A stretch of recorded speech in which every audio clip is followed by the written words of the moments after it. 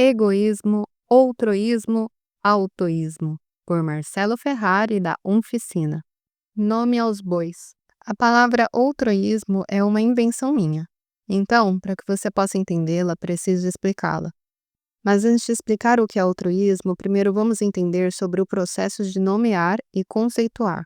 Nomear experiências comuns é fundamental para a comunicação. Quando se nomeia uma experiência abstrata, como calor, por exemplo, cria-se um conceito.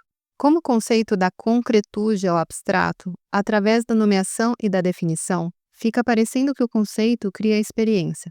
É justamente o oposto. A experiência vem primeiro, depois, para fins de comunicação, a experiência é nomeada e conceituada. A nomeação possibilita a comunicação.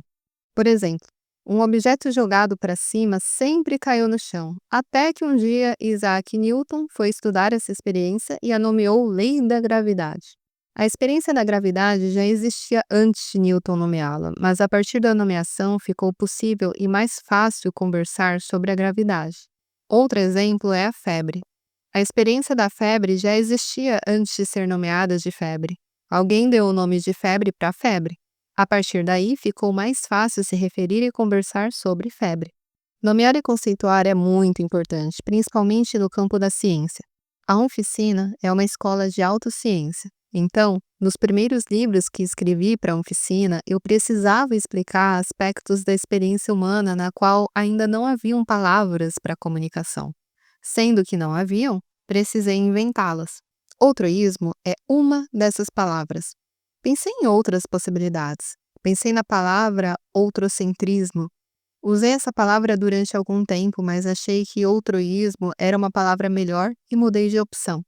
Enfim, a palavra outroísmo é uma invenção minha, mas o comportamento ao qual a palavra se refere não é invenção minha. Egoísmo universal.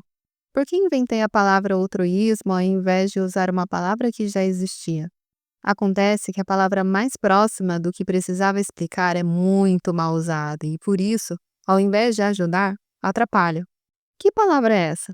É a palavra egoísmo. No entendimento geral, o egoísmo é o culpado, é o problema. Isso é um equívoco. Egoísmo não é problema. O problema é acreditar que egoísmo é o problema. Egoísmo é inevitável. Nem você, ser humano, nem qualquer outro ser no universo tem como deixar de ser egoísta. Egoísmo é natural e universal. Todo ser é egoísta por natureza. Egoísmo é cuidar de si. O sol cuida de si, a samambaia cuida de si, a abelha cuida de si, a célula cuida de si. Todos os seres do universo são egoístas porque o universo só sabe cuidar de si, só se importa consigo. O universo é o egoísmo absoluto. Todos os seres são o universo. Então, o egoísmo de cada ser é o egoísmo universal. Quando um ser tenta não ser egoísta, está apenas sendo egoísta no sentido de tentar não ser egoísta. Não tem como deixar de ser egoísta. Mas por causa do significado pejorativo associado à palavra, o egoísmo recebe uma culpa que ele não tem. Isso não resolve o problema, cria o problema. Inventei a palavra outroísmo para resolver esse problema que não tem. Farsa do altruísmo. Mestre e discípulo vão almoçar juntos. O garçom traz 2 bifes numa mesma travessa. Um bife é maior que o outro. O mestre pega o bife maior e coloca em seu próprio prato. O discípulo reclama. Seu egoísta! Por que diz isso? Pergunta o mestre. Você pegou o bife maior, diz o discípulo. O mestre coloca o bife de volta na travessa e diz: Por favor, pegue você primeiro. O discípulo pega o bife menor. O mestre diz: Por que você me chamou de egoísta? Olhe para os nossos pratos. Eu continuo com o bife maior, que foi o que eu escolhi primeiro. Você continua com o bife menor, que foi o que você escolheu primeiro. O discípulo também queria pegar o bife maior, apenas fingiu santidade. Você faz o mesmo. É impossível não desejar, não é egoísmo. Todo ser deseja realizar seu desejo. Altruísmo e abnegação são uma farsa. Você pode ser um egoísta franco, responsável, aberto ao diálogo e disposto a encontrar meios de conciliação dos desejos.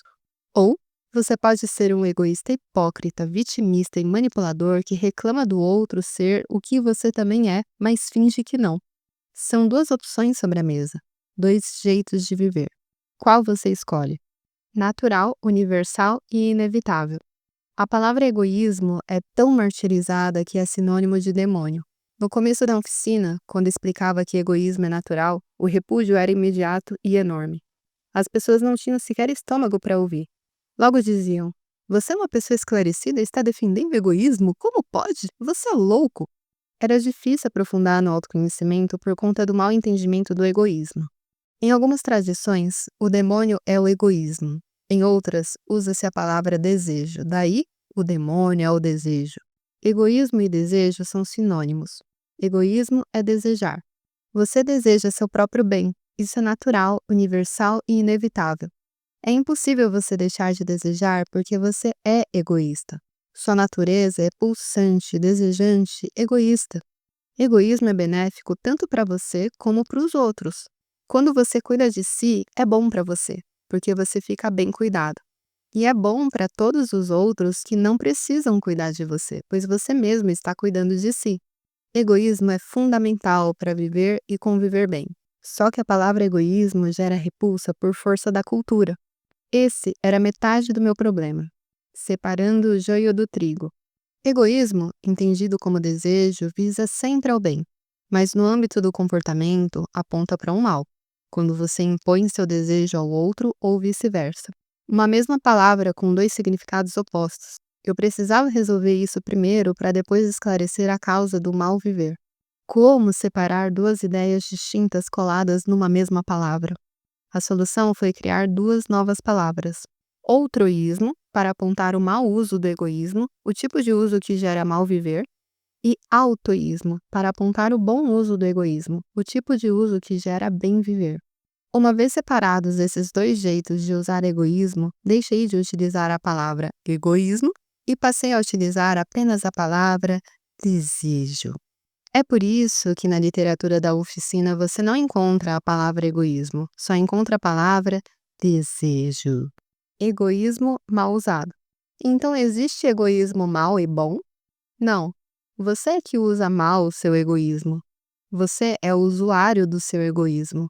Você que decide como usá-lo. Pense na energia elétrica. Não é boa nem má, é o que é: energia.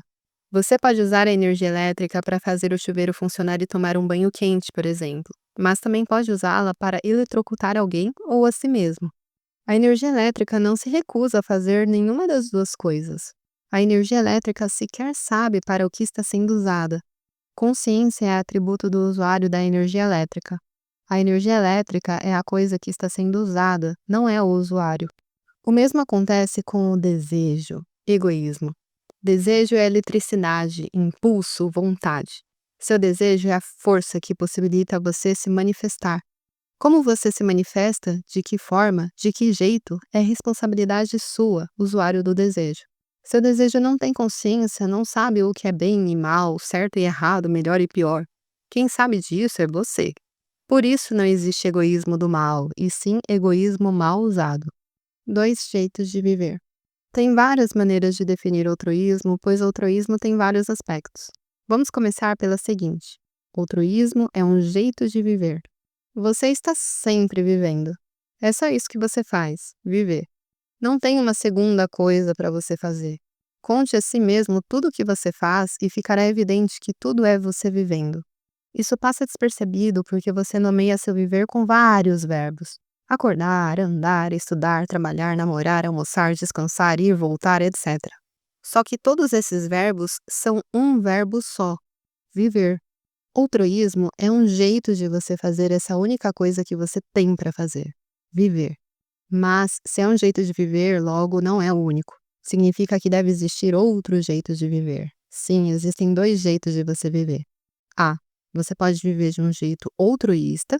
Ou B. Você pode viver de um jeito autoísta. Altruísmo é o jeito de viver em que você vive sendo você.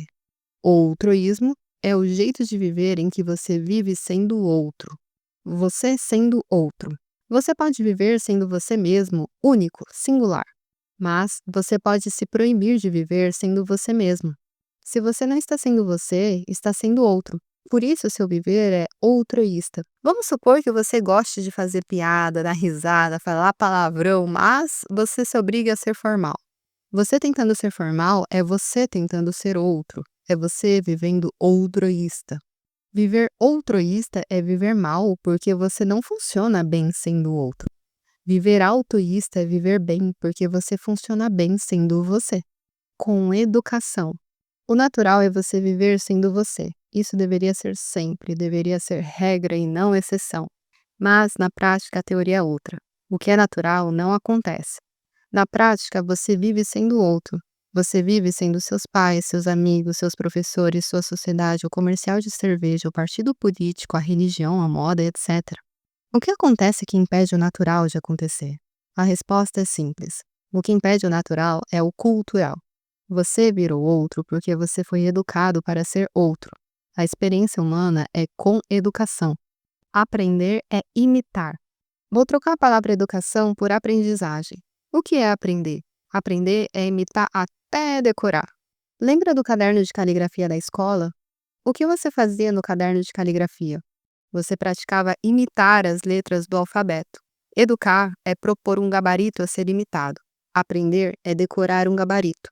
Quando você pensa em educação, você pensa só em escola, mas educação é o tempo todo. Na escola, você é educado em gabaritos técnicos, como português, matemática, ciências, etc. Educação escolar é um tipo específico de educação, mas a partir do momento em que você nasce, você recebe gabaritos sem parar de todos com quem convive. Quando sua mente disse, coma de boca fechada, por exemplo, ela estava te dando o gabarito dela para você imitar, imitando os outros. Que gabarito você imitou para se ensinar a ser você? O seu próprio? Claro que não. Você imitou todos os gabaritos que lhe deram, menos o seu. Você imitou o gabarito do seu pai, da sua mãe, da sua irmã, do seu professor, dos seus colegas, da sua sociedade, da sua igreja, do comercial de margarina, dos filmes de Hollywood. Assim como você aprendeu português imitando o som dos outros, você aprendeu a viver imitando os comportamentos, valores, crenças e gostos dos outros. O que o outro dizia que era certo e bom, você imitava. O que o outro dizia que era errado, pecado e proibido, você imitava. Você se ensinou a ser você imitando o gabarito dos outros. Gênese do outroísmo, a fábula. A cobra do jardim do Éden, depois de persuadir Adão e Eva, caiu dentro do rio que fornecia água ao jardim. Toda a água ficou envenenada. Sem perceber, os bichos e as plantas do jardim começaram a beber a água. Eles não morriam, mas esqueciam de si. O urubu tentou miar, a roseira tentou dar manga, o gato tentou latir, a vaca tentou voar, a grama tentou ficar azul, o peixe tentou subir na árvore, a aranha tentou fazer mel, o jacaré tentou mugir, a galinha tentou botar leite, o gambá tentou ter cheiro de jasmim e o camelo tentou passar pelo buraco de magulha. Em pouco tempo, todos no jardim já haviam contraído a loucura, menos um bichinho estranho chamado você, que morava em si e bebia água da própria fonte. Quando os outros bichos perceberam que você se comportava diferente, ficaram convencidos de que você estava louco e que deveriam matá-lo. Para sobreviver, você foi até o rio e bebeu a água envenenada. E foi assim que você esqueceu de si e passou a tentar ser outro. Como você virou outro? Quando você nasce, você não sabe de nada. Você não tem a menor ideia de que você está em uma brincadeira de autorrealização e que você tem seu próprio gabarito. E pior, seus educadores também não sabem disso. E eles também foram educados por outros que também não sabiam disso. E assim por diante. O processo de educação é de pai para filho, nunca de filho para pai. Quando você nasceu, não foi você que falou para os seus pais: Oi, meu nome é Fulano, eu sou seu filho. O que aconteceu foi o oposto. Você nasceu e seus pais lhe ensinaram que seu nome é Fulano. Ensinaram muitas outras coisas. Seus pais lhe deram muitos gabaritos. Desde então, você imita e reproduz esses gabaritos para viver, assim como reproduz as letras do caderno de caligrafia para escrever. Na fila da uniformidade. Ninguém tem interesse que você seja você. Seu pai quer que você seja outro. Sua mãe quer que você seja outro. Sua esposa quer que você seja outro. Seu marido quer que você seja outro. Seus filhos querem que você seja outro. Seus amigos querem que você seja outro. Seus professores querem que você seja outro. A sociedade quer que você seja outro. O padre quer que você seja outro. E mais, segundo a Bíblia, Até Deus quer que você seja outro. Ora, se até o Criador do universo quer que você seja outro, quem é você para ser você, né? De onde vem essa arrogância suprema de cagar para as expectativas e o recalque alheio? Que egoísmo escancarado, fingido e mesquinho é esse de ser autêntico? É acreditando nessas certezas e duvidando de si que você opta pela uniformidade e vive sendo outro. Tem que. Cada gabarito que você recebeu do outro é como um programa de computador que diz que você tem que ser isso, tem que ser aquilo, e etc. Se você é homem, por exemplo, você começou a chorar, daí sua mãe lhe disse: "Pare de chorar, moleque, homem não chora." Sua mãe nem sabe o que fez, mas nesse momento te programou com o gabarito dela. E pior, muito provavelmente nem era dela, era o gabarito da mãe dela. E nem era da sua avó, era da sua bisavó. E nem era da sua bisavó.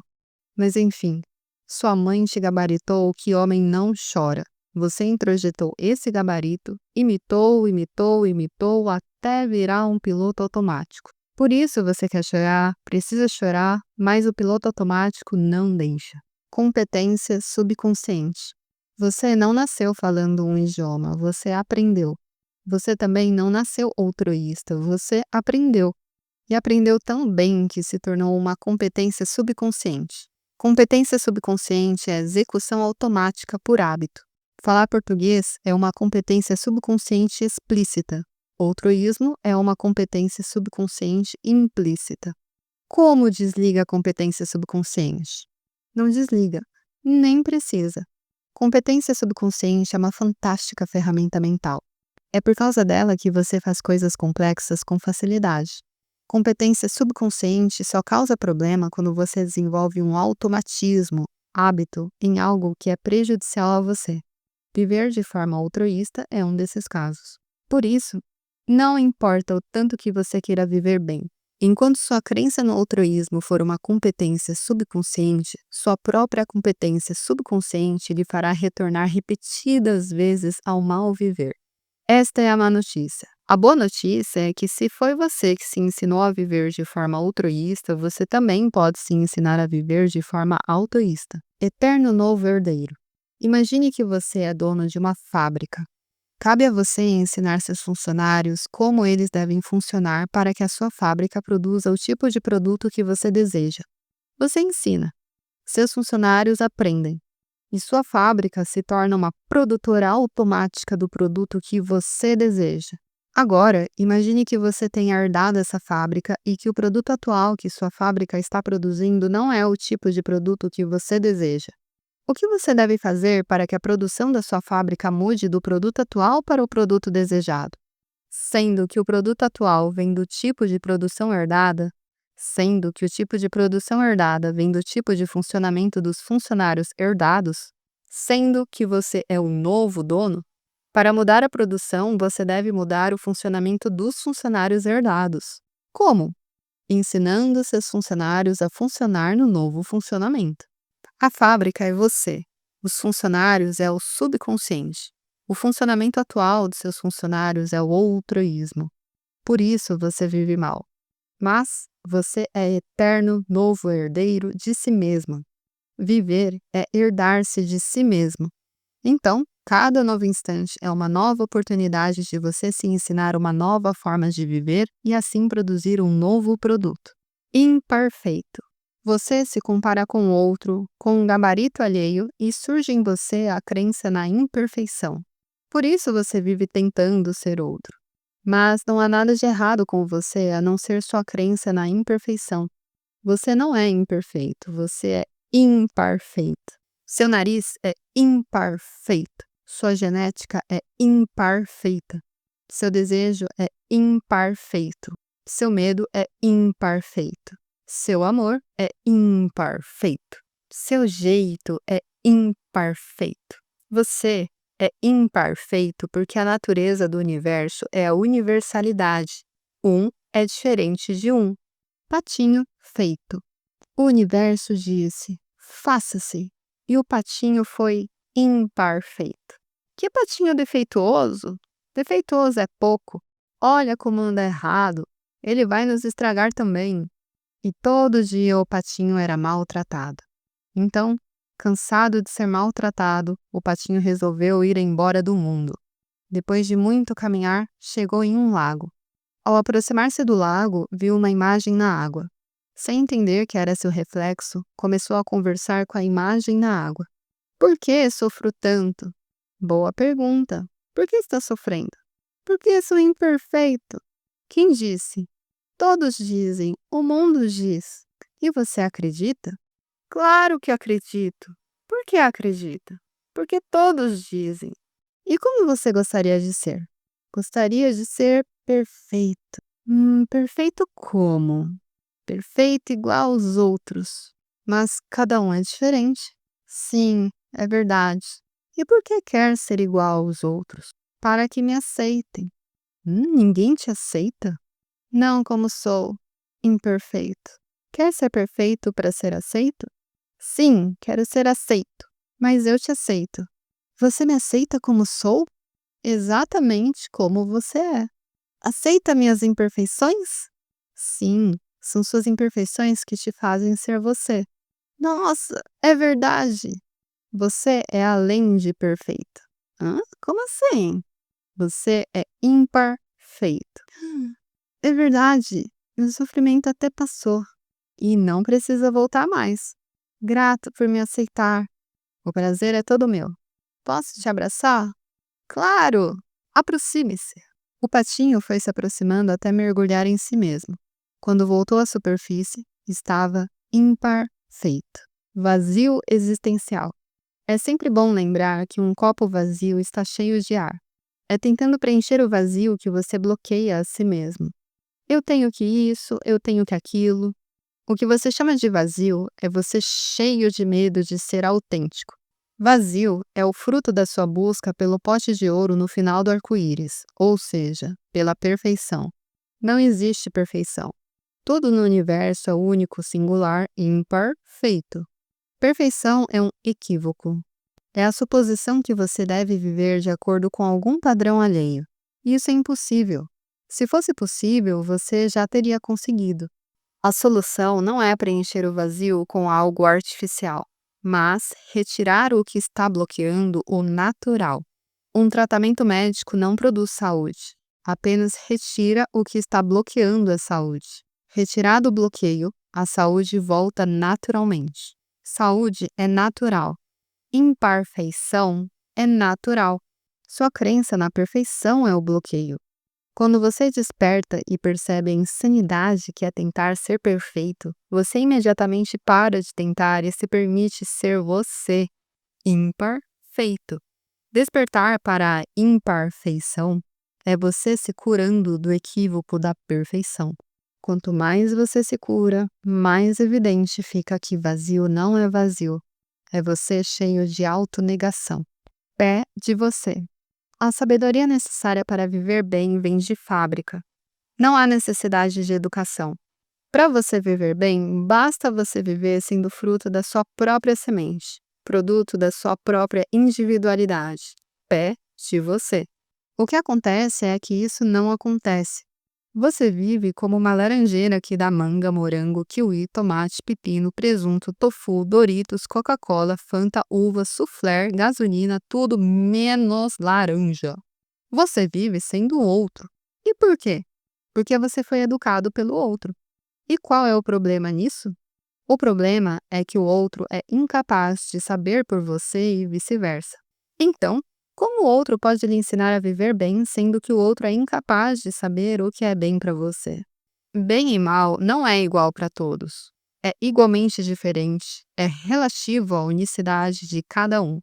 Por mais bem intencionados que fossem seus educadores, eles não tinham como lhe ensinar a viver bem.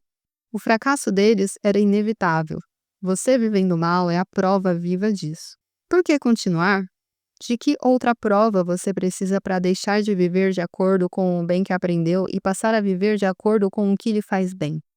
Desaprendizagem. Altruísmo é sua competência subconsciente atual. Para você viver altruísta, é necessário que você se reensine a viver. Como você pode fazer isto? Mostrando o óbvio para si mesmo. Que óbvio? que um é diferente de um, que você é diferente do outro e que o outro é diferente de você. Toda vez que você deixa isso evidente para si mesmo, você está se desensinando a viver altruísta e se ensinando a viver autoísta, cagando e andando. Certa vez, na infância, minha família foi visitar meus avós no sítio em que moravam. Quando chegamos pela manhã, meu avô estava no pasto levando as vacas para o curral.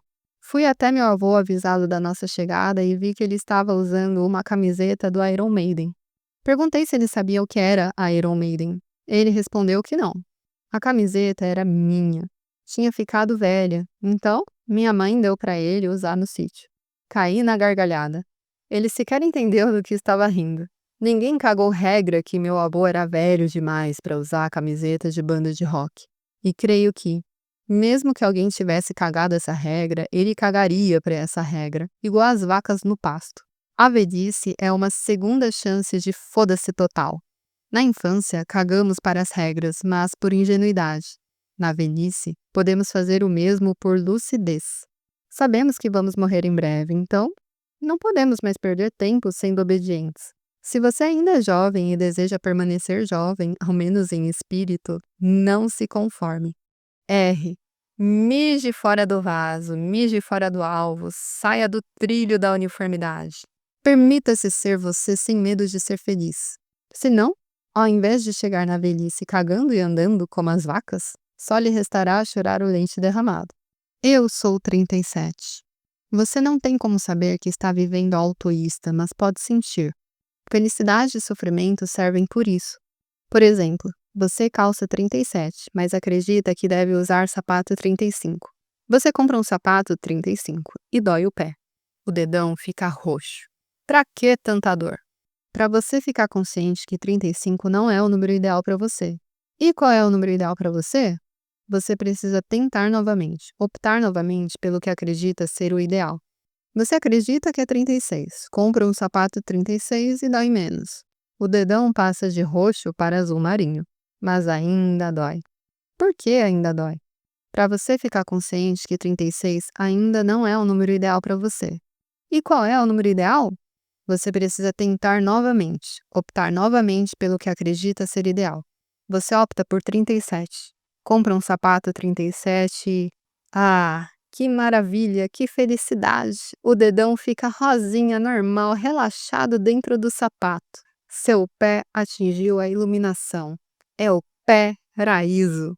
Claro que é 37. Óbvio que é 37. Evidente que é 37. Eureka, eu sou 37. Bênção ou maldição? Laranjeira não tem arbítrio. Não existe, no caso da laranjeira, a possibilidade de autonegação. A laranjeira está condenada a dar laranja, não pode dar jaca, nem jabuticaba, nem goiaba, nem tomate. Laranjeira dá laranja e pronto. Você é um ser humano, você tem liberdade de optar, livre-arbítrio. Então, você pode se proibir de ser você. Livre-arbítrio é incorruptível. Isso tem um lado bom, mas também tem um lado ruim. Nada nem ninguém é capaz de te impedir de viver em autonegação. Mesmo que todos os seres do universo se juntem para te impedir, ainda assim você é livre para continuar vivendo em autonegação. O universo é absolutamente impotente perante seu arbítrio. Absolutamente impotente. Entende o tamanho do seu poder? Quer mais empoderamento que isso? Não existe. Você é o ser mais empoderado do universo. E por um lado, isso é ótimo, pois nada pode te impedir de viver bem. Mas, por outro lado, nada pode te impedir de viver mal. Então, livre-arbítrio, bênção ou maldição? Porta de saída. Resumindo e finalizando. O que é altruísmo? É um jeito de viver. Que jeito é esse? Quando você vive sendo outro. Por que você faz isso? Porque você foi educado pelo outro. Você pode mudar isso? Sim, você pode. Como mudar isso? Praticando autociência e ficando consciente do seu altruísmo.